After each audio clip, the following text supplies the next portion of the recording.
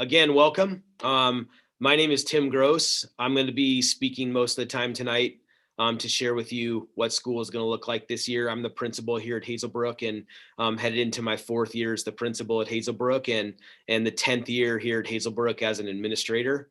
And I'm really looking forward to welcoming students back with us in person. It's a super exciting time. But also I know one that comes with lots of nervous energy. And so I'm hoping that we can answer some questions to help reduce that anxiety just a little bit as we get a clearer picture of what we're going to provide here for students coming up next week. Next slide, please. I'm going to let Ben introduce himself here to you here real quick. Hello, folks. I am Ben Burkhart, the associate principal. Glad that everybody is making it in tonight. Wanted to say I'll be moderating the chat or the Q&A, here tonight. So I'll do my best to be answering some questions for you. I know there's a lot of them, but there's going to be a lot of information coming out through this presentation, and you'll probably get a lot of answers answered throughout the presentation, and we'll definitely hang out afterwards to continue to answer them if that didn't happen during. So I'm hoping we can get things out there for you. Good. Thank you very much. We also have our 3 counselors here tonight, and I'm going to let them introduce themselves to you first here by the order they're pictured on the screen, starting with the top left.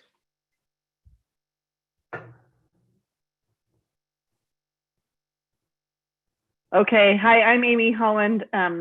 You messed us up, Tim. We had our own plan of which order we were going to go into, but I'm going to be the counselor for 8th graders at Hazelbrook this year. We're excited to have 3 counselors this year, and I'm sorry, my dog is barking in the background.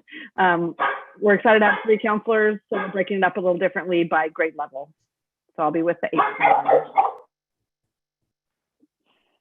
Hi, my name is Carrie Leander, and I am going to be working with the class of 2027, so 7th graders. Hi, I'm Diane Wilson, and I'm going to be the counselor for 6th grade students. I'm looking forward to this new year and working and meeting many of you. All right, thanks, Ben, Diane, Amy, and Carrie for being here tonight to help us answer questions that are coming in the Q&A as we go along here. So as we get started, I think that everything you're going to see here tonight is really rooted in the 3 values that you see here pictured on your screen. And that is we really want to operate in kindness and really keep the needs of the community in mind, not specifically every individual, but our entire community. And we really want to show up in a consistent way so that we can all act in a way that brings kindness and community. So all 3 of these are interconnected so that when our students are coming to school and you as our families are a part of our school community, that each of you feels welcome and valued as members of our school community. And that's how we operate moving forward. And so in the context of COVID-19 and how we're going to stay safe, I just want to bring us back to these 3 values as they're what really dictate and drive how we operate as a school. Next, please, Thor. And I think the first piece is, I know there are a lot of perspectives around what the best thing is to do for operating during a pandemic, in which case we haven't really handled as a society before up until the last 18 months or so.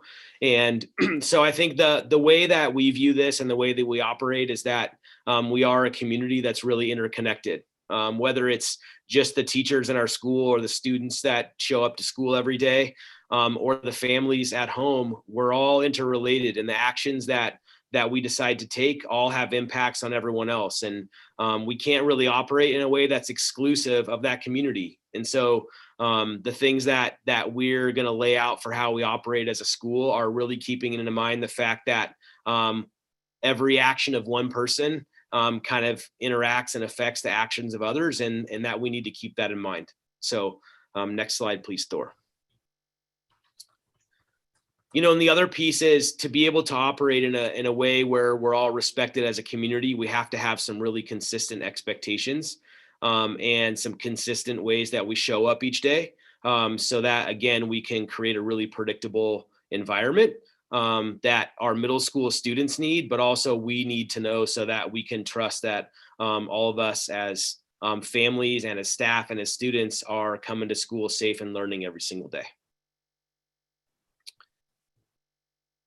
So what I'm going to talk about here for the next probably 20 minutes, maybe even a half an hour, are the things that we're going to do to operate our school in a safe manner. And as I said before, it really takes us as an entire community to do some things consistently to mitigate the risk of COVID-19. And the first step in doing that is that we really need your help as families to screen how you're feeling each day when you wake up. And if there are any symptoms of illness, if you're not feeling well, if students aren't feeling well, we really ask that they stay home. And we're going to have some things in place this year where if students are sick or aren't able to come to school because they're ill or because of a quarantine situation, they're going to be able to access classroom resources in a way that we were able to learn last year. And so it's really important for the safety of all of us that if you're not feeling well, that you stay home. And we really need to capture that at heart as we all try to tough through it a lot of times when we're not feeling well. And during this pandemic, we really need to be staying home when we're sick because we just can't take that risk of passing things on along to those of us that are here in our community with us. Next slide, please. You know, the other piece where we need to show up really consistently is with wearing masks. We know that masking while we're together in spaces is one of the top preventative measures to spreading COVID-19. And so when it comes to school in person here, masks are going to be required of all people that are here inside Hazelbrook. You know, unless folks are in a room by themselves, we're all going to be wearing masks. I happen to not be wearing one right now because I'm sitting in my office by myself with the door closed. But if we're in spaces shared with anybody, we're all going to be wearing masks. The only exceptions to that are if we're taking a quick drink, pulling that mask down, taking a drink, putting it back up, or for eating or drinking, or if we're eating and drinking at the lunchtime, which I'll talk about in a little bit. We do have a couple of folks that are physically enabled to wear a mask. In that case, we're taking some extra precautions to make sure that we're mitigating the risk of spread. But we need to make sure school is accessible for those that have a physical inability to do so. Our masks are also required outdoors of students when we can't be 6 feet apart, also of staff. And so we're going to have some guidelines there that we really need support from families and from students to make sure that we can open school safely. Masks will also be required on buses. You know, as again, that's a place where there's a potential spread where students are inside. We also, you know, as we look at research and guidance for masks, we know that the safest masks or those that prevent spread the most are those that completely cover the nose and mouth. Gaiters and vented masks don't necessarily meet that requirement and do have some aerosols that can pass through them. And so we ask that our masks completely cover the nose and mouth. You know, we know this is going to be something that we have to operate on to do things safely. And, you know, if masking is not something that families are comfortable with or students are comfortable with or willing to do, then it's one reason why we have the virtual academy as an option. So that if that's not something that's part of a plan or the students aren't going to be able to do that, we have that option. But those that are coming in person, which we really look forward to seeing, we really need to have the masks in place at all times. The other piece that's really going to help us keep things safe here in our school community is our physical distancing. And, you know, within our classrooms, we're really going to work to try to get to as close to 3 feet as possible with our physical distancing in classrooms. Our furniture and our space with all of our students returning doesn't necessarily allow us to get all the way to 3 feet all the time, but we're going to work to get as close to that as possible. At lunch, again, and I'll share this with you in a little bit, we are going to be using a pretty creative way of eating lunch together here at school, where students have some options and that our spacing is maximized so that when masks are down and students are eating, that we can really reduce that risk of spreading anything that could be coming out of students' noses or mouths. And then finally, we've kind of updated a lot of our systems so that students cannot gather in large groups. And I'm going to share that with you here in a few minutes, but we really need to do things so that we're eliminating some of the clustering. That is a real popular and traditional part of middle school that's hard to let go of a little bit, but one that we need to do for the safety of everyone. You know, the other piece is, I think that at this point in time, we know a vaccination is a #1 preventative measure that we have to prevent the onset of COVID-19.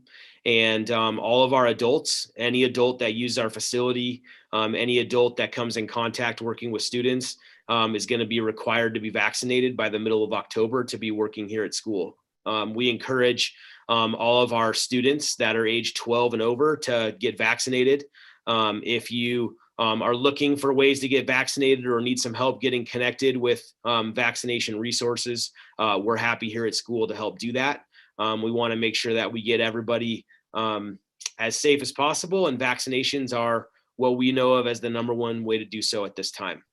The other piece is when students are here, we have additional hand washing priorities and hand sanitizer routines, so that anytime students are using shared materials, walking into new spaces, we have sanitizer and sinks in all of our classrooms to continue to maintain those hygiene routines that really also help mitigate the spread or the onset of COVID-19.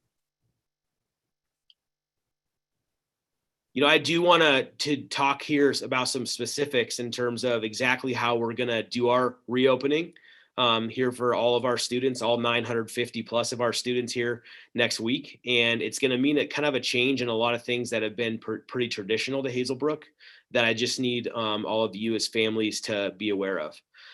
The first one is that, you know, it used to be prior to COVID-19, students would start to show up in the morning up to an hour and a half before school. And we had an open gym and a place in the commons where students could sit and could hang out in the morning. Unfortunately, we can't cluster in large groups. And so our entry procedures into the school in the morning are structured in such a way that we won't have anyone gathering on the way in. And that means our first bus is scheduled to arrive at Hazelbrook every single Monday, Tuesday, Thursday, and Friday at 8:10. Wednesday, we have a late start, so that would carry over to Wednesday at 9:10. But that first bus arrives at 8:10, and at which time we'll open the doors to the school. If students are being dropped off or walking over to school, we ask that they don't arrive to school until 8:10 at the earliest, at which point we'll open the doors and students will be able to walk straight to their first class of the day. Those doors will remain locked, and we're going to ask that if students do arrive early, that they are spread out so that we don't, again, gather in those large groups. Once those doors open, students, as I said before, will walk down the hallways straight to their first class of the day. They won't need to stop at a locker. They won't need to gather for breakfast. We will have a grab and go breakfast cart sitting outside the front entry so that students on their way walking up to the school can grab something to eat. They can eat it and drink it outside the building before they come in, and then we'll go on from there. If students are bringing their own breakfast items or a beverage, I know sometimes students show up with coffee drinks or things in the morning. We're going to ask that students do finish all of those outside before they come into the building, as that will kind of prevent the need to take those around that carry certain germs or the potential to take down masks and eat or drink more than we need to when they come into school. Students can bring a water bottle with them. That is just about the only food or drink that we're asking students to bring on the way in. Next slide, please, Thor. You know, as students arrive at their classrooms, again, as I said before, they're going to be masked at all times. As we're setting up our seating, we're doing so in such a way where we're going to try to get to 3 feet social distancing as much as possible. But our furniture and our space with 25 to 28 students in a room sometimes doesn't allow us to get all the way to 3 feet. And if that's the case, we're really going to work to get as few students sitting as close together as possible and doing the best we can. Hence the reason we need to have masks on at all times. We'll exercise frequent hand washing. We have recently, as of the last couple weeks, updated all of our air filters as part of our HVAC system to make sure that we're filtering the air as much as possible through our building. And as students are sitting in their seats, so that we can really maintain a really effective response, or a really,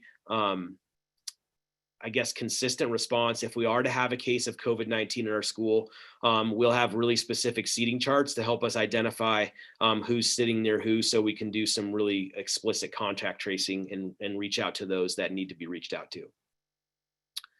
Next slide, please, Thor. Many of the questions that I've been fielding to this point all have to do with lunch. And we know that that is the time when masks need to come down for students to be able to eat. And we are going to work to create as many options as possible for students to eat. And first of all, before I get into those options, you know, I want to say that lunch is going to be free for all students this year. There will not be a need for students to input an ID number. We're not going to be keeping track of student accounts. We're not going to be charging students for anything. It's going to be a grab and go lunch. Students, if they're wishing to have a lunch from us here at the school, they'll walk in. We'll have a place where they can grab their lunch from a staff member, and then they'll move to an area where they can go eat their lunch. We do ask that families still complete a free and reduced lunch form if you qualify, so that we can monitor that. But lunch will be available to all students as they arrive. Also, breakfast will be available for the next day in a student's lunch. So students are encouraged to hold on to some of that so that they're available to either eat that as a snack on the way home or save it for breakfast the next day. I know that's asking a lot with food to just hold on to it for the next morning, but we will have some things ready for grab and go in the morning, just maybe not as significant as a breakfast as we've had in the past. When students, oh, if you could go back for me, Thor, there. Thank you. As we're seating students for lunch, we have traditionally had 3 lunches here at our school with 950 students. At each of those lunches, we've had upwards of 320 students eating in our cafeteria at one time. If you look at our furniture and our space here in the cafeteria, that does not put us in a place where we can keep kids very far apart with 8 students around one cafeteria table. And so therefore, we're taking each of those lunches and we're splitting them in half. And what that means is half of the students that are at each of our 3 lunches will start their lunch with an outdoor recess activity time. And the other half will start with an eating time. Halfway through that lunch period, we'll switch places using a one-way traffic flow. And students that were inside with their inside eating time will move to the outside playtime, and students that were outside will move to the inside eating time. Students have the option at either of those 2 times to eat. So if a student is uncomfortable taking down their mask and sitting at a table of 4 people indoors, they can take that, they can not eat at that time, but instead use their outdoor time to eat their lunch. And that way we can space out a little more. If students are more comfortable taking down their mask, they can sit on the grass outside, have a little picnic, and therefore they can eat when they're outside. And when they come inside, they can use that as a social time with their mask up. We're also looking into options to provide as much seating as possible as we can in an outdoor setting. We don't have the furniture right now that's outdoor compatible.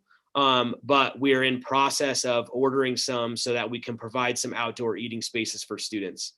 Ultimately, what we want to do is provide the option for students to eat where they're comfortable.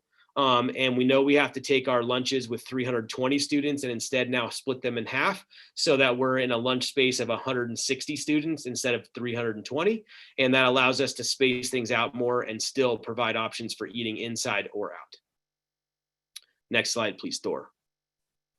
If you kind of look at our seating plan for our tables, students will be identified as starting their lunch inside or outside. And at each of our tables, should students choose to eat indoors, we'll have 4 spots. If you start your lunch inside, you'll have a seat at our table at one of those stations labeled I. This is a look of a cafeteria table divided into 8 segments. Those students will eat in that space. The inside students starting first will eat at station I1, I2, I3, I4 that are as far apart as possible as we can get students. Then when they switch and go outside, the students that started outside will then come in and eat at those O stations, which will be labeled so that we can make sure we're distancing students as much as possible when they're seated inside the cafeteria. We are working on contingency plans when the rain hits. We're hoping that September and October are really dry months. Maybe we'll hit a drought in November and December too, who knows? But we know that rain's probably coming at some point, and we're working on setting up the best way possible for students to eat if they choose to do so outside when it's raining. We do need families and students to know that part of their lunchtime will be spent outside, rain or shine at this point. And so that means students need to come prepared for weather and prepared with an umbrella or a coat with a hood, things like that, because at this point, because of the need to keep kids in smaller groups, we are going to have students outside at all times during their lunchtime. And so we need them to be dressed and prepared for that. Next slide, please, Thor. When it comes to lockers, our hallways have traditionally been a space where there's a lot of crowding, and where we have students that share lockers simply because we have 950 students and we have about 500 lockers. And so students need to share those. And at a passing time where students are moving from one class to another, it's pretty easy to see in the space here on the screen. You could see 150 students pretty easily in that one space. And that's something that is simply not a really good preventative measure when we're trying to avoid the spread of germs and COVID-19. Even though students are wearing masks, it's just not a risk that we're wanting to take at this point. And so what's going to happen is that students will be assigned a locker on their first day of school. For sixth graders, that's going to be next Wednesday. For seventh and eighth graders, next Thursday. We're going to pre-assign those, and those will be pre-assigned within students' community meeting classes. And then the use of those lockers is only needed when students go to lunch and when students go to PE. Those are the only times where we don't have a place for students to keep their belongings. And so the rest of the times when students are moving from class to class, we're going to ask that they take their backpacks with them. And that way we don't need to stop at the lockers and create those congestion points. And so that locker use, I know many of our sixth graders really look forward to coming and having a locker and decorating it with all sorts of fancy things inside. We're going to ask to save that excitement until we're out of the pandemic, when we can be back together and do that decorating. For right now, we're just going to be using those lockers as basic storage when we need to at lunch and during PE. Ben, Amy, Diane, Carrie, as you moderating the chat, just stopping right here for just a second. Are there any questions that are coming up that are themes or things that we should address out loud here? One question that kind of came up that I think some folks were wondering about is there's some wondering out there about the opt-in testing that has been talked about or come out for folks who are unvaccinated and like as a preventative measure, and are we going to opt into that or do that at the school to know to try and find out who's possibly been infected before they have symptoms and whatnot? Yeah, Ben, let me have you hang on to that question when we get to our COVID-19 response plan, and Okay. I'll get an answer to that then. And Okay. if I don't, just jump in and remind me to answer it then. Okay. The other one that it maybe wasn't that some folks were wondering about that I saw was looking at during lunchtime, how kids are going to be outside for 15 and inside possibly, or outside for 15, wondering if they can stay outside the whole time. And I think maybe some clarification on that. They can be in the eating space for 15 minutes and then transition to the activity space that's also outside for 15 minutes.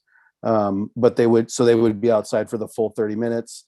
But they would need to make that transition and not just be in one space or the other. That's correct. Thanks, Ben, for clarifying. I think that we will have designated eating spaces outside as well as designated play spaces, and students will need to be in their assigned area. But we're hoping to increase the amount of space we have to eat outside. but students will not be able to just stay in the play space for the entire lunch period, as that would get us rising those numbers without us being able to structure and minimize the number of students in one area at a time. So students will be assigned a certain space at lunch for the first part, then we'll move to the other space, but each of those spaces will have places where students can eat. And if they're in that eating station and not the play station, they'll be able to either eat outside or inside at this point in time. And so we're just trying to spread kids out and keep them as small groups as possible. Thanks, Ben, for bringing that up. Thanks for asking those questions for those that are asking them too. Jumping back into just operationalizing some things here at school. With band, lots of questions about band, as we know that students need to blow into their instruments and expel air, much more air than if we're talking. And so, in band, students are going to be spaced maximum distance up to 6 feet apart. And we'll be way over that 3-foot guideline in band. We've actually scheduled band so that we've reduced the number of students in every section, so that rather than grouping students by instrument type, we've actually spread them out by instrument type to create the smallest groups possible. Miss Reese, our band teacher, has specific masks that are going to be provided for students that are specifically designed for playing wind instruments, whereas they only have an opening that opens up where students play. And then when they're done, that opening closes right up so that students don't need to be pulling down and up a mask all at once. And also we've ordered a couple of special air filtration units that will go specifically in the band room to help filter out that air there in the band room. In choir, where students potentially are singing, masks will stay on the whole time. So students will be singing, but they'll be singing wearing masks. I know they might not sound as great as they normally would, but that's just something that we need to do to make sure that we're maintaining that safety as much as possible. Next slide, please, Thor. Another area with a lot of questions has been PE. And we know students, when they're exerting a lot of energy and active, they're dispelling a lot more air. And in PE this year, we'll be wearing masks, and our same guidelines for distancing will carry over. We're going to do PE outside. We normally do PE outside, and as long as the weather's good, we're going to do it out there as much as we can. But students will remain masked outside unless they can consistently stay 6 feet apart.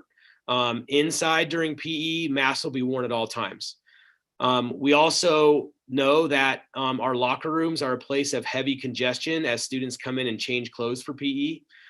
This year, we're not going to be requiring students to dress down into a PE uniform, but we're going to ask that when students do have PE, which is going to be 2 out of every 3 school days, that they come in clothes that they're able to participate in PE really actively in. So loose fitting clothes, sneakers or tennis shoes, a t-shirt, shorts.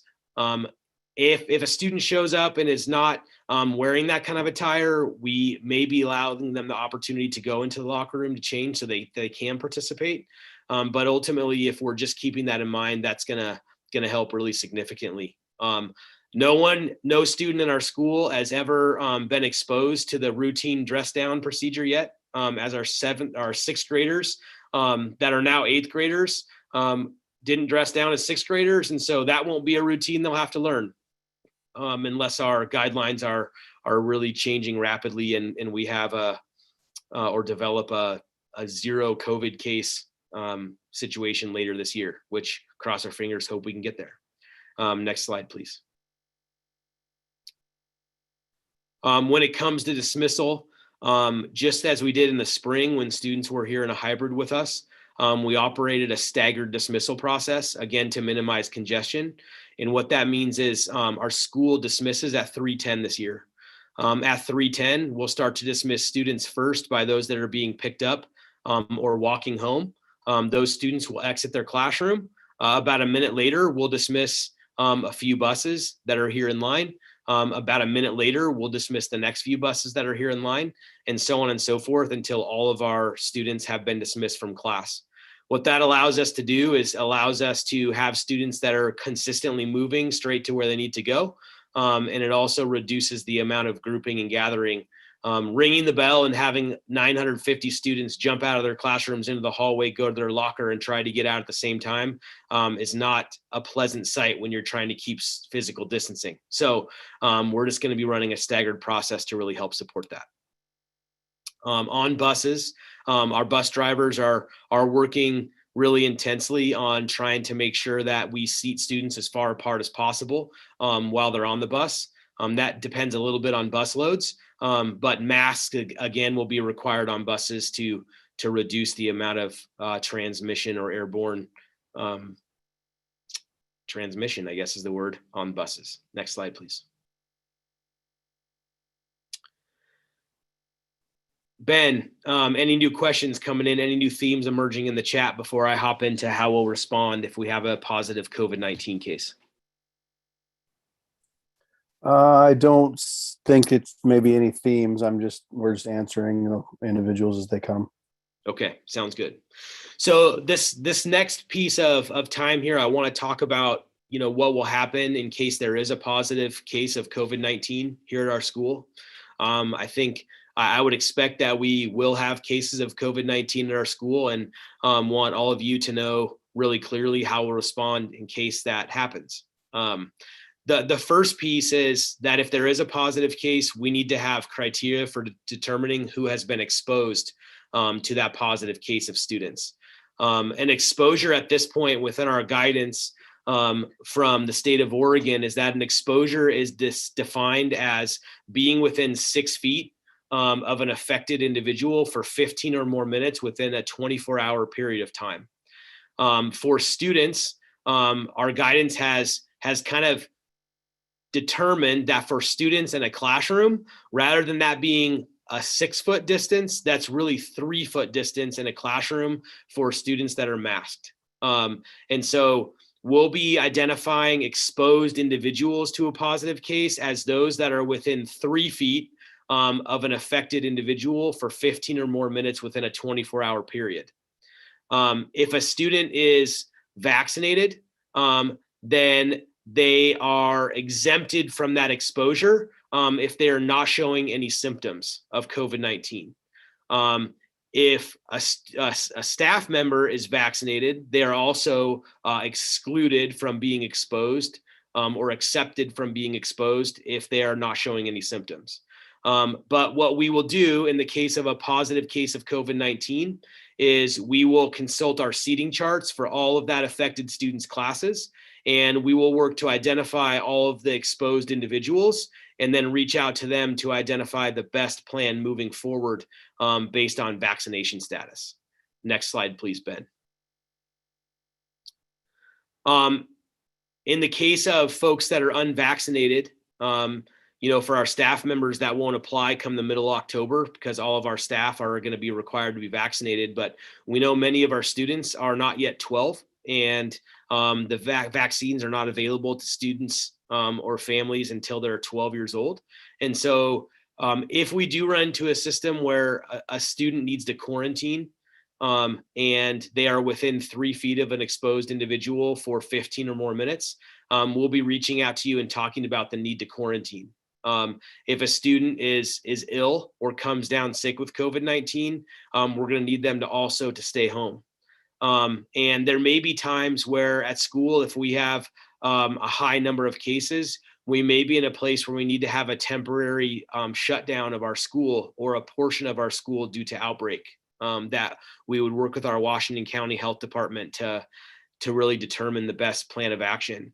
If that's the case, if students are in quarantine or sick, or we need to shut down our school or a portion of our school for any reason, we will continue to use Canvas as a learning management system as we did last year during distance learning. All of our teachers will be setting up Canvas pages, and all of our class resources and assignments will be accessible via Canvas, regardless of whether class is operating in person or not. Therefore, any student that is in quarantine or at home ill will be able to access classroom materials and stay up to date while at home, even if that's for an extended period of time, quarantine being 14 to 24 days, or a positive case of COVID, 10 days, or when fever goes away. So we are prepared to have access to students online. for students online, and teachers are preparing to make sure that materials are all available electronically in case we get into that situation. As Ben stated earlier, lots of questions coming in about will students be getting tested at school? Will unvaccinated students be getting tested as they walk in the doors? I think at this point in time, it's not clear on how that would work if our district or if the state mandates that we test students that are not vaccinated as they come to school on a weekly or bi-weekly basis. I don't think we have enough information at this point to know how that would work. We don't have testing supplies and materials on hand to make that work in an effective manner. And so at this point, we're not prepared to be screening or testing students for COVID-19 as they're showing up to school. Students that are not feeling well while they're here at school, that identify and self-identify they're not feeling well, we do have some rapid COVID testing kits that with parental permission, we can do some rapid testing here at school for students that are showing symptoms. But we do not have a pre-screening process that would happen at the door for students walking in. As some people have mentioned in the chat, I know there's talk of possibilities of doing that, but at this point in time, that's not on in our plans or on our plans for how we're going to be working with students this year. That could change as we go in the next month, the next 2 months, depending on what our COVID-19 case counts are here in Washington County. But at this point, that is not a piece that's being planned for at this time. Next slide, please, Thor. What we're going to ask you to do here pretty soon to assist us in kind of our response in case there's a positive case of COVID-19 is that if your child is vaccinated, we're going to ask that you upload that vaccination record into Parent View for us so that as we're doing contact tracing and identifying who our exposed individuals are, that we can really see and contact you with the right way to respond. And if we know if students are vaccinated or if they're not vaccinated, that will allow us to get you the right information in a much more timely manner. We'll have instructions for how to post that to Parent View once as soon as we have the capacity to do so. And Ann Leonardo, our registrar, is going to be here and available to help support anybody here that needs it. We also have Nellie Mondahano, who's our family partnership advocate, who will also be available to assist anyone that would like some support in Espanol. Next slide, please. Again, just to kind of summarize our response, if we are to have a positive case of COVID-19 here at our school, we would first start with individuals that were within 3 feet of those students wearing a mask, or within 6 feet without a mask. At this point, we're all masked unless we're within 6 feet, unless that's at lunchtime. And once that's the case, we would be reaching out to all those exposed individuals via phone call. And we would be discussing the next steps based on whether those exposed individuals are vaccinated or not. If the student is vaccinated and not showing any symptoms, they would be welcome to continue to come to school. If they're unvaccinated, students will be asked to quarantine for 14 days to make sure that COVID-19 is not creating another an onset and then another exposure. For students that are not in that exposure range of 3 feet and masked or 6 feet unmasked, then we would be contacting, if there's a positive case in a class or in a cohort, we would be reaching out via email and letting all of you know that we have had a positive case of COVID in that cohort. And then all of the families in our school would also be receiving a message that says we have a case of COVID-19 in our school. We want all of you to be informed. The identity of the students that are affected will be confidential, but we would be providing the fact that there are cases occurring in our school to you. Next slide, please. That's kind of our COVID-19 response plan. Before I hop into the maze that's appearing on your screen of our new schedule, I just want to see if there are any questions or themes showing up in the chat. Ben? One thing that I feel like maybe I've answered a few times is just some clarifiers maybe around the virtual academy and what's available for online school, where they go to get that information or who's doing that, because I think there may be some confusion on where that is or if it's connected to us possibly. Sure. So the Tigard-Tualatin Virtual Academy is a brand new school that is just opening this fall. It is not connected to Hazelbrook anyway. It is its own school. But students are welcome to register and enroll. I know that the deadline to register, I think, passed last week. But there may still be a waiting list or opportunities further if there's interest to open that up. I'm not sure exactly where that sits right now, as I'm not administrating at that school. But Lisa, you can add to that maybe? Yeah, so it is currently closed, the enrollment period. If parents do enroll, they'll be put on a wait list. And the recommendation is that families actually enroll with their, they can be on the wait list, but that their students start in their neighborhood school until they're notified that they're able to enroll in the virtual academy, but it is currently closed. Thank you, Lisa. Sorry, one more thing. There is a website, because there was a question about iPads for the virtual academy. So I put the link, and I'll add it again to the question that came. If people could look at the questions or that have been answered, there's a link in there for the virtual academy website. Thanks, Lisa. I think the Virtual Academy is a K-12 school. It is providing a full curriculum of options, electives, special programs, tag programs, special education, everything that we would offer here at Hazelbrook. It's just all being done virtually. And so if you're interested in that information, I welcome you to hop on the TTSD website and explore that a little bit more. Ben, anything else showing up there? There are some more clarifiers just around, I guess, when folks are testing, and like as far as if, one thing is, if a parent is thinking that this is more of like a regular sick and not a COVID kind of thing, do they have to have a COVID test before returning or confirm that it was not? And some clarifiers around, or if they were sent home for being sick, if they get the test and it's negative, can they return before 14 days? So maybe some clarification around that. Yeah, thanks, Ben. So I think if students are feeling ill, we're going to ask that they stay home. Here at school, we're not medical experts. If a student's not feeling well, and they come and let us know, they let their teacher know, or they come to the office and they say they have a headache or a sore throat or a cough, or they're feeling chills, those sorts of things. We have an isolation space here with a health room assistant that will help support students with that. But in those cases, whereas traditionally we may have helped students wait that out to see if they were really sick or not. In this case, we're just going to ask that parents come and pick them up. We don't want to be keeping students here that may be affected by COVID-19.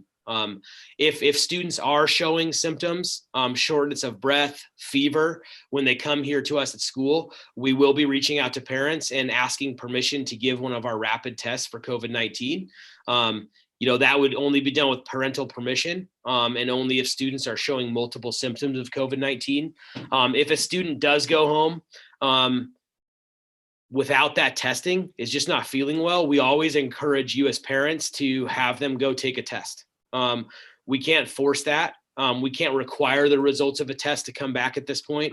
But it always helps to get the benefit of the doubt to have a test before any student that's not feeling well returns. Families that do that outside testing, we ask that you share a result with us. If it's a negative result and the student does not have COVID-19, then we welcome them to return as soon as those symptoms have gone away. As soon as their fever has gone away, that cough has gone away, shortness of breath, chills, so on and so forth, headache.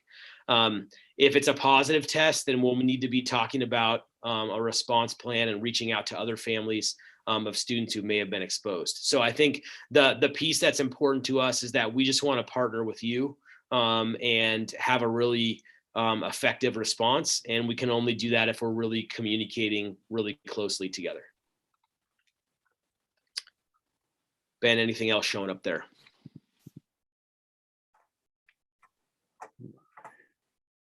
Sorry, I didn't remember if I was muted still or not.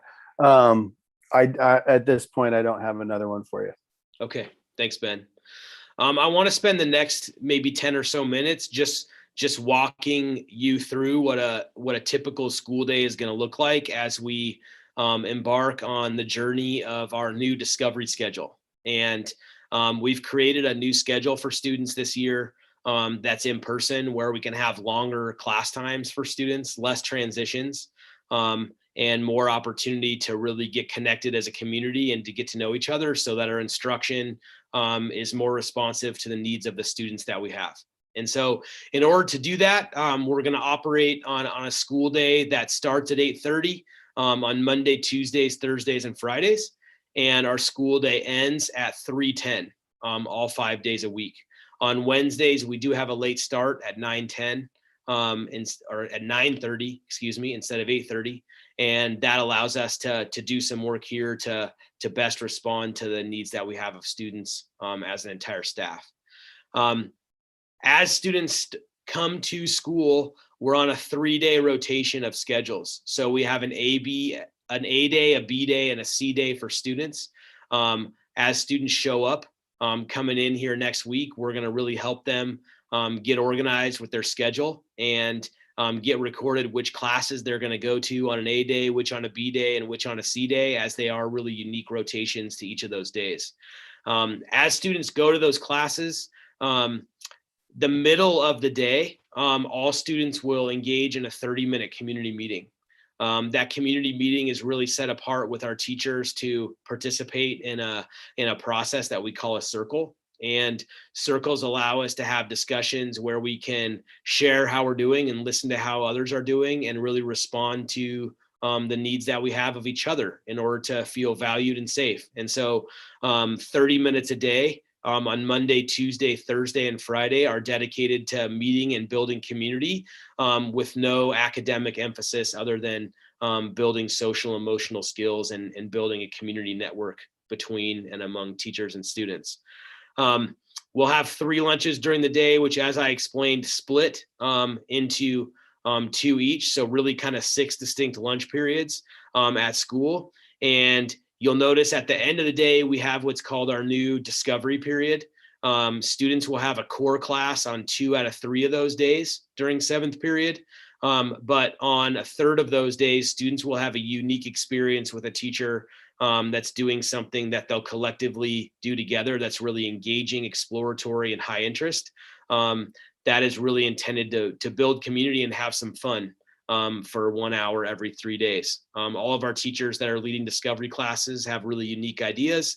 I'm really going to work to build an experience that students enjoy. Next slide, please, Thor. Student schedules we're really actively working on.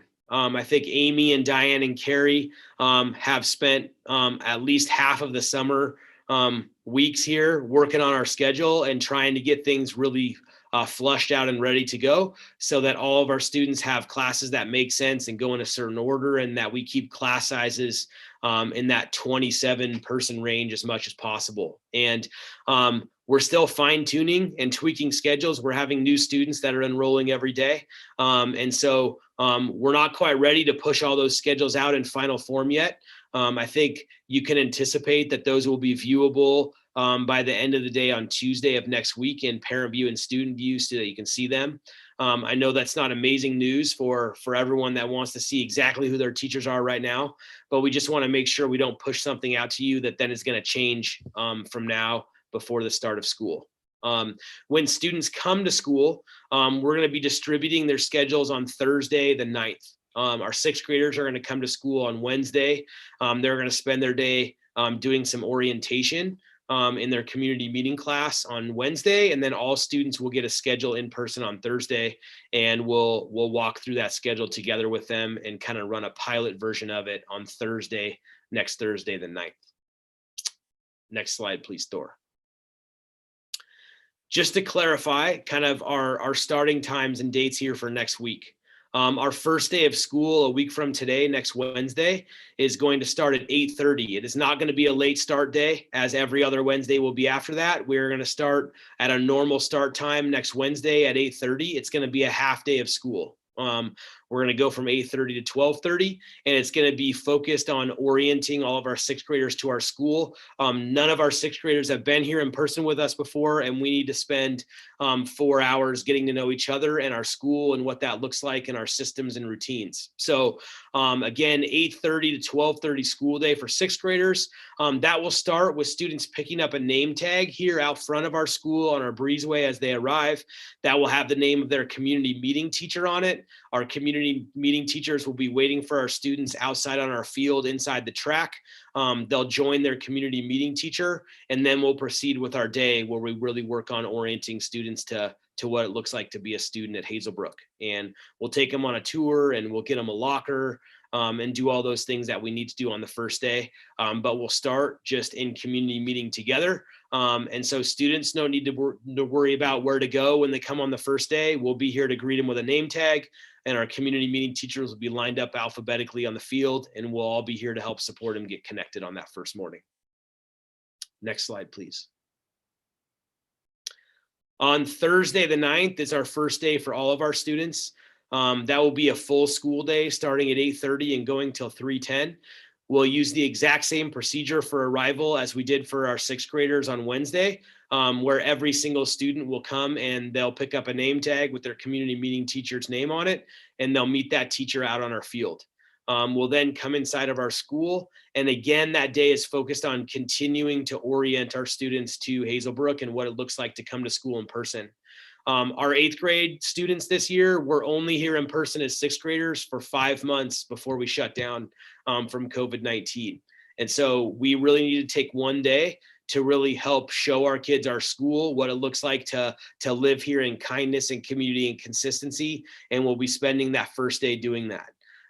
In addition, we'll kind of help them run through a really short modified version of our new schedule, just so they can see how it feels before we go to a full regular A day on Friday, September 10th, where our first official real school day starts. Next slide, please.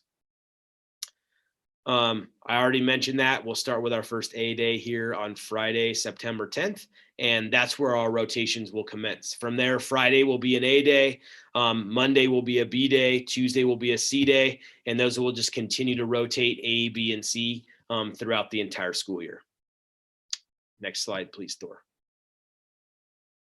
Again, as we wrap up here tonight, I just want to bring us back to the fact that we really live in these values of kindness, community, and consistency at Hazelbrook.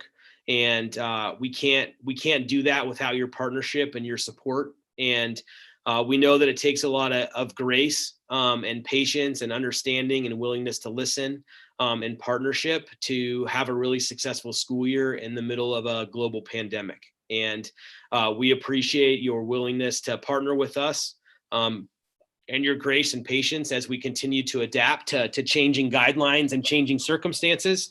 Ben and I stand at the ready to answer any questions that you have, to meet with you, to help you understand how we're doing things here at school, so that you're really informed and we feel like we can really operate and trust with each other. So I really appreciate you joining us tonight. We are going to stick around and answer questions in the Q&A section of our chat until we get those answered. So I anticipate that we're here for maybe 10 or 15 more minutes to help do that. And so Thor, if you could go on to that next slide, please. I do want to encourage our 7th and 8th grade families with students in our two-way Spanish immersion program to stay tuned. In about 4 minutes, I'm going to hop in here. Same link. We're not going to, I know I communicated before that we're going to change to a new meeting. We're just going to stay here in this space. We just have a quick update to our language allocation program that has some options that we need you to choose from. And so I'm going to ask that you stick around with us here so that we can provide that to you, and you can respond to the email that's going to come from me tonight in a quick manner so we can get your students scheduled for the appropriate classes. So again, I really appreciate you attending with us tonight. I know that there's a lot of positive energy coming into a new school year. We're really excited that we get to have students coming back in person, but also know that there's a lot of nervous energy too, as we're in the middle of this COVID-19 pandemic. So again, Those of you that have questions, stick around, feel free to ask those. If you are a family that's in our 7th or 8th grade two-way immersion program, please stick around for about 3 more minutes, and then we'll hop in and we'll give you some more information there. So thanks for joining us tonight. Have a great evening, and we'll be right back on here to talk about TWE in about 2 minutes.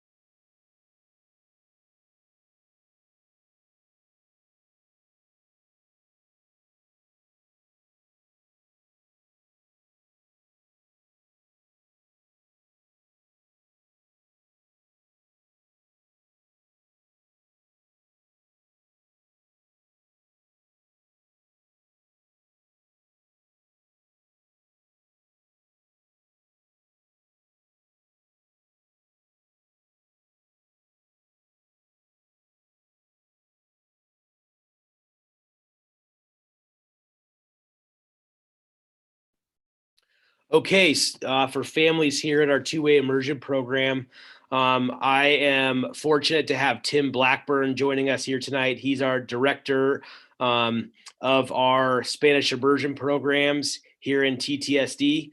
And I am going to let Africa off the hook at this point and thank her for her simultaneous interpretation. And we're going to go sequential with Mr. Blackburn. Mr. Blackburn, would you like to introduce yourself? Hola a todos y muy buenas noches. Bueno, les saluda Tim Blackburn y gracias a director a Gross por invitarme esta noche. Es un placer estar con ustedes. Thank you, sir. Thor, if you could go to that next slide for me, please. I just want to spend some time tonight for 7th and 8th grade families to talk about kind of our vision for our language allocation, and then to provide an option for you, whether you're a 7th and 8th grader or 8th grade family. That option looks a little different. But the goal of our immersion program has always been to do language allocation by 50% English and 50% Spanish. And you'll see on your screen here is what those options look like in Spanish and in English over 6th, 7th, and 8th grade. I'll let the other Tim here interpret that real quick, and then we'll go from there. Excelente. Bueno, siempre la meta de nuestro programa de inmersión es brindar una experiencia en español e inglés. Y solemos dar una experiencia en 50% en español y 50% del día escolar en inglés, con una mezcla de oportunidades. Así que la tabla que ustedes ven aquí en la pantalla muestra los cursos que ofrecemos en español en la fila en medio, ¿verdad? Y la fila en la fila superior, y los cursos en inglés abajo. Thank you, Tim. So Of course. our goal is to make sure that all of our students can earn their middle school certificate of biliteracy, which we were able to pilot last year with students that were at Fowler Middle School, and we're really excited about that opportunity for the coming year. Yeah. Nuestra meta para el programa de inmersión para la escuela intermedia es lograr el certificado de la biliteracidad, que representa el desarrollo multilingüe de nuestros estudiantes. Así que al final de 8º grado vamos a celebrar a nuestros estudiantes con ese certificado. And so as we help our students work towards that certificate of biliteracy, we have recognized that by allocating at 8th grade our PE class to Spanish, we thought a lot about language development. And in our prior models, we were going to offer PE as a class in Spanish. But in studying language development and looking at that opportunity, we have changed course and felt like PE, doing that around students that are all interacting in English in a group setting, was probably not going to be the best way to help students develop their Spanish language skills. Yeah, exactamente, Director Gross. Que, bueno, nuestro programa es casi una evolución constante, ¿verdad? Y bueno, después de estudiar este tema, decidimos como equipo que el plan inicial de ofrecer un curso de educación física en español realmente no tiene quizás el reto lingüístico que nosotros deseamos, ¿verdad?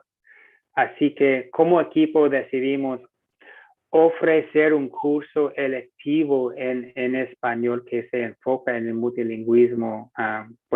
Creemos firmemente que es mejor que ofrecer un curso ofrecido en educación física, el cual ocurriría durante un curso de educación física ofrecido en inglés.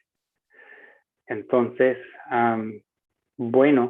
caemos en la decisión de ofrecer este curso electivo. Mr. Tim?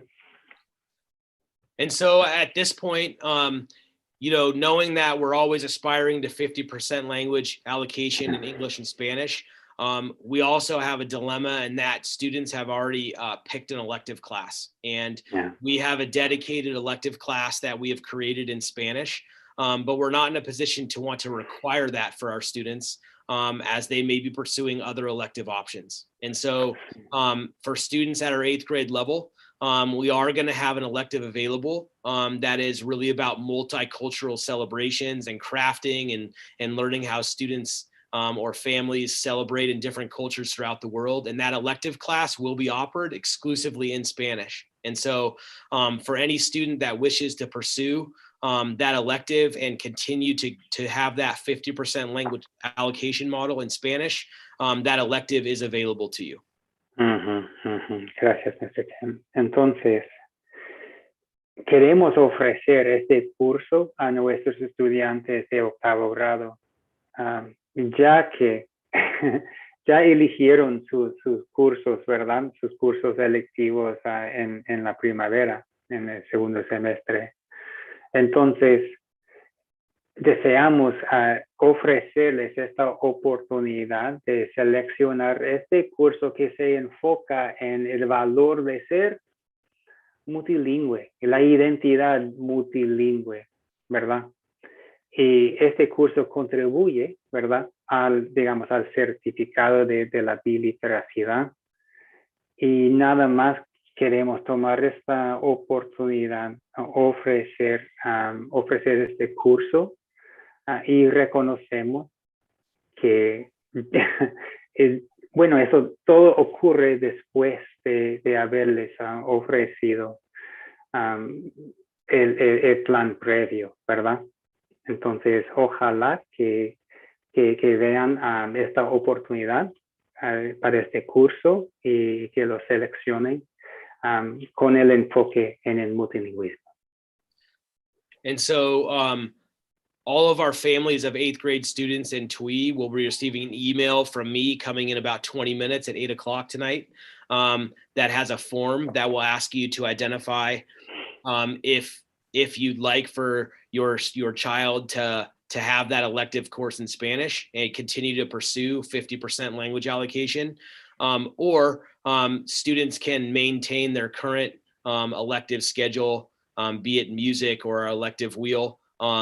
And that would be, at no consequence to anything moving forward towards our certificate of biliteracy. It's just a place where we want you to make a decision of what's best for the experience of your child. Yeah. Gracias, Mr. Chen. Entonces, a las 8 de la noche, Mr. Gross, el director de Hazelbrook, va a mandarles un correo electrónico que ofrece una encuesta, a la cual indica 2 opciones, ¿verdad? Se puede elegir este curso electivo con el enfoque en el multilingüismo, el desarrollo multicultural, ¿verdad? Y se puede seleccionar este curso, o sin consecuencia, ¿verdad? Se puede mantener su horario regular, ¿verdad? O lo que hayan seleccionado antes. El beneficio de la primera opción es mantener, 50% del día escolar ofrecido en español. Pero de nuevo, no hay ninguna consecuencia, ¿verdad? En cualquiera de las opciones no habrá ninguna consecuencia, sino su selección lo honramos.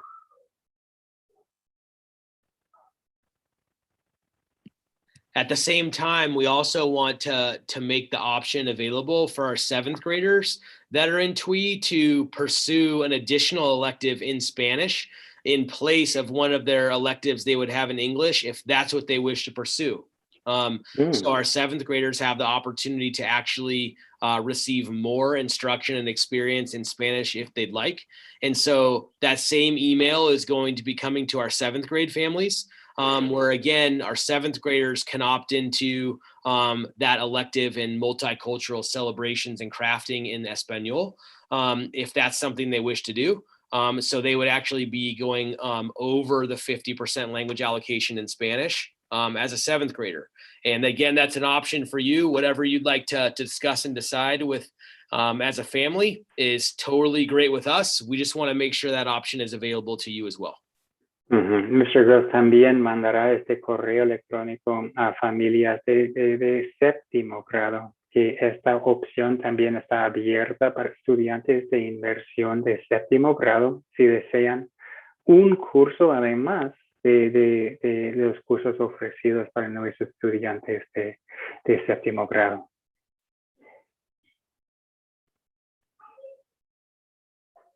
Está en silencio, Mr. Chen. Yeah, Ahí está. Next slide, please, Thor. So just as we wrap up tonight, just want you to know that this email with a form for you to fill out for us is coming into your email box here at 8 o'clock. And we would love for you to respond as soon as you possibly can. I know our scheduled preparation is kind of hinging on this a little bit, and we want to make sure that we can respond and have those schedules ready to go for students as soon as possible. So if you can even make a decision for us tonight, that is going to help us the most, so that we can get schedules ready tomorrow and have those ready to go for students and you to see on Tuesday. So please be on the lookout for that email. And if you have any questions or would like to discuss it, please feel free to give me a call tomorrow and I'd be happy to talk to you about it. Ya. Disculpa la urgencia aquí, estimadas familias. Este formulario se la mandaremos a ustedes a las 8 de la noche. Y la urgencia es bueno, decidir y definir, mejor dicho, el horario de su estudiante. Entonces, favor de hacer su selección tan pronto que pueda, tan pronto que posible, ¿verdad? Para indicar su preferencia. Y bueno, en antemano, gracias mil por hacer esta decisión. Y si usted tiene preguntas, dijo Mr. Gross que está muy abierto a recibir su llamada. E incluso yo, su servidor Tim Blackburn, también le atiendo. So just as we wrap up here tonight, we'll stick around for a couple of more questions, but appreciate you sticking around for us for a few minutes just so we could clarify that program and get that option in your hands so we can really do what's best for you and your family. So appreciate your extra time and all of your time this evening. We wish you a great holiday weekend, and we'll look forward to seeing everybody back in person here about a week from today. Thanks so much and have a great night. Y gracias mil por venir y por su atención. Estamos a la orden por cualquier cosa. Por si tienen preguntas, estamos a la orden.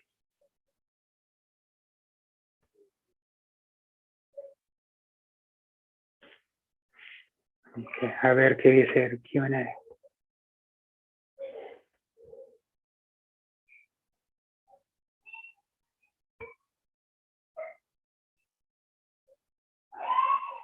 Buenísima pregunta, Mr. Gross. La pregunta acerca de los estudiantes de séptimo grado.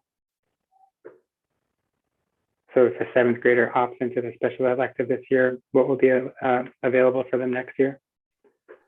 Yeah, I think our elective programs change every year. So I think our goal would be to make sure that we're looking to continue to broaden the options that we have in Spanish. So I think we don't know exactly what our program is going to be next year yet, as we're piloting a new schedule, and that will kind of dictate what we have available for next year should we move forward. But I think we have a lot of staff that are really craving the opportunity to provide a really cool experience for students in Spanish. And so, we don't know exactly what it'll be yet, but we look forward to sharing that as soon as we know. Para la interpretación en español, nuestro programa sigue evolucionando, ¿verdad? Entonces, ya que como el programa va evolucionando, solemos ofrecer algo nuevo el año entrante. And then, Mr. Tim, did you see the question about Avid? Yes, I did. I just responded in writing in the Q&A. Great.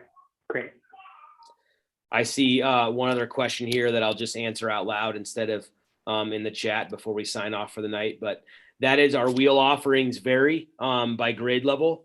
There are quite a few of them. And so off the top of my head, I can tell you that on that wheel are cooking, art, drama, there's STEM, there's a career exploration class that also involves some construction and design and computer coding. What am I missing? Carrie, Amy, help me out. What am I missing? Art? Did I say art? I can't remember if I said art. You didn't say art. That's a good one. You did solid miss. Okay. But off the top of my head, all those are part of the wheel, and students will, if they've chosen music or Spanish, then they could also get they would get both of those. All of our 7th and 8th grade students have 2 electives. Our 6th graders have 1. And so depending on what they've chosen, they would get any sort of 2 of any of those wheel options if they had 1 elective wheel offering. If they had the wheel offering for both their elective choices, then they would have 4 of those potential wheel offerings. So that's kind of how things are looking. Hey, Tim. Yeah. Can you clarify? I do think that our TWE students, technically, because they take a Spanish language arts and an English language arts, have one elective plus a discovery class, but not 2 full electives. So I Correct. think okay, just to clarify that. Correct.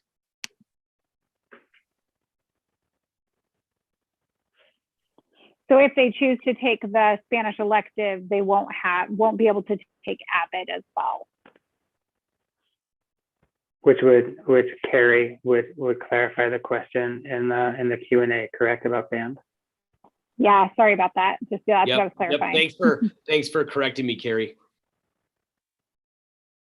There is a music option. There's still a band option that is in a discovery period for students that would like to do the Spanish elective in band. They can do a band in their discovery, but it's not the same for AVID at this point.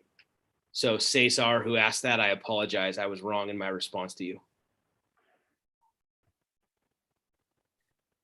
So Aaron, whose question is coming in, 8th grader that's in band, they can stay in band. They would be in a jazz band discovery class and do the Spanish elective, or they could stay in the regular 8th grade band and they would not be able to do the Spanish elective. This is kind of the reason why we wanted you to be able to choose.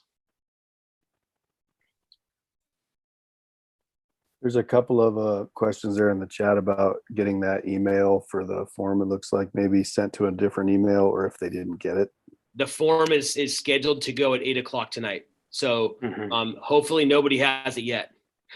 And if they want it sent to a different email, there's one in there asking to have it sent to a different email. Yeah, I see that. I'm going to copy that email address and we'll make sure we get that email sent your way here.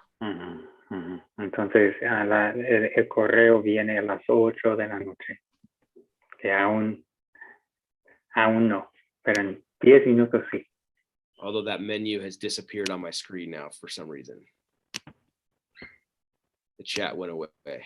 So Thor, before we shut this down, can I copy that email real quick? Acabo de copiarlo, Mr. Tim. Will the chat be available after the meeting? There was one question earlier about that in the chat. Yeah, we'll post the chat. We'll post the Q&A tomorrow once we get the transcript from Thor. Tim, I'll email you the email address. Can you, I had it copied and then it shut down on me. So if you could just send it to me, Lisa, I'll make sure I get this form to them tonight. Okay. Okay, thank you all. I appreciate all your time tonight. No, we're over. Thanks, Diane. Thanks, Amy. Thanks, Carrie. Thanks, Lisa. Thanks, Thor. Thanks, Ben. Thanks, Africa. Thanks, Mr. Blackburn. Of course, a la orden, Mr. Tim. And Africa, if you're still here, I am in awe of you. Africa, sí está.